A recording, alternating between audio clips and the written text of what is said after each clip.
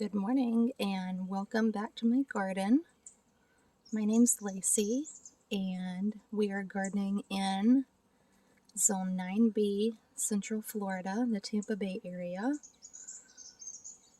I did a tour the other day, so I just kind of wanted to show you kind of what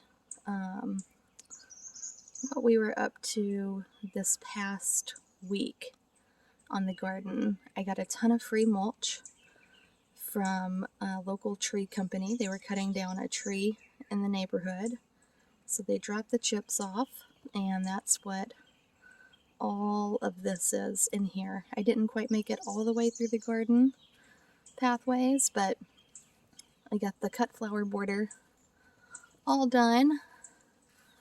I pulled a ton of weeds, I pulled a ton of moonflowers, and it just makes my heart sing how much nicer it looks. I'll do a video on how I edge because this path needs to be edged now, but extremely happy with how it looks. The moonflowers were cut back.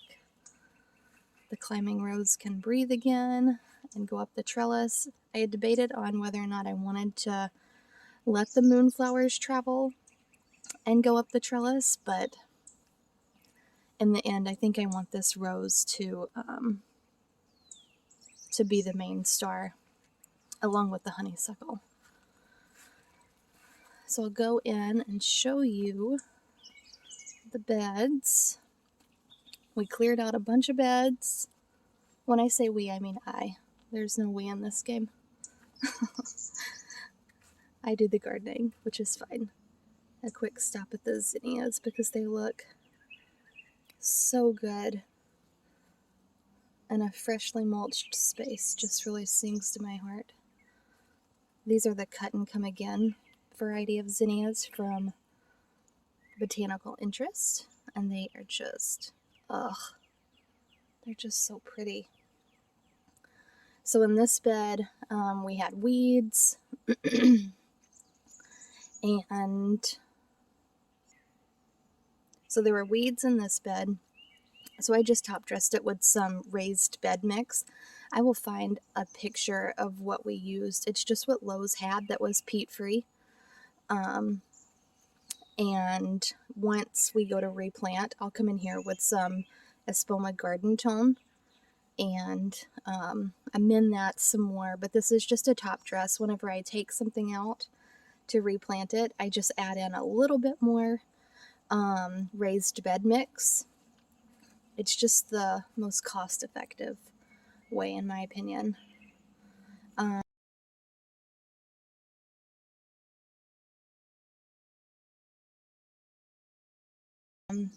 Milkweed is everywhere in this garden, and I'm having a really hard time deciding on whether or not to relocate it or to just leave it. Maybe I'll just cut the flower buds off. I don't know. This is the bed that had all of that celery, and I'll insert a picture. But I pulled all of this celery yesterday, and I just put it on a table in front of our house with a sign that said free.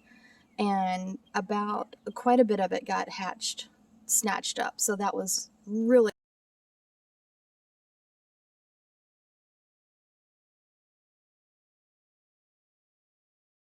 good because we still have so much celery, and I needed this bed so that I could start planting more stuff that I don't know what I'm going to plant in it.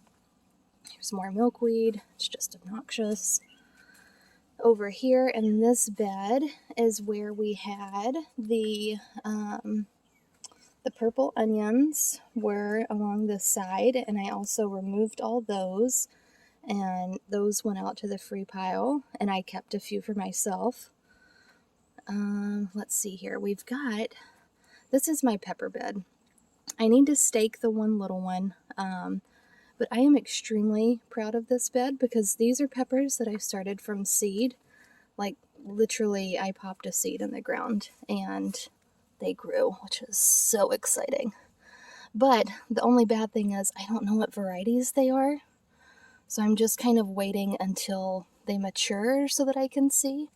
But I think these are chocolate bells, but I'm not for certain. And honestly, now that I'm thinking about it, that looks like a shishito. He had a hard life in the beginning, so he needs staked up. And I'm unsure about what to plant in all my new open space. Come around here past the milkweed.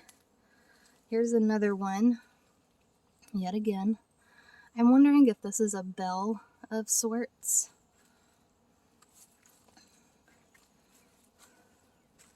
I know this is a bell. This might be like a king of the north or something that gets really big. And then there's a pepper in there. It doesn't have any fruit yet. But we had the cucumbers over here that were dead, so I removed those. The okra is large and proud, doing really well, as is this amaranth. And if anyone can give me any tips on when or how to harvest amaranth, that would be lovely, because we have what feels like 100 pounds of amaranth coming on between in here and the cut flower garden. So there's some parsley. This bed has not been weeded. That's on the to-do list. So the reason why, if you're wondering why I gave away that entire bed of celery, it's because I have this entire bed of celery, and one can only eat so much celery. This is the Tango variety from Southern Exposure. I'll show you this okra because we grew 3 different varieties and it's just so pretty. But this is the, I think this is the Jung Orange from Baker Creek.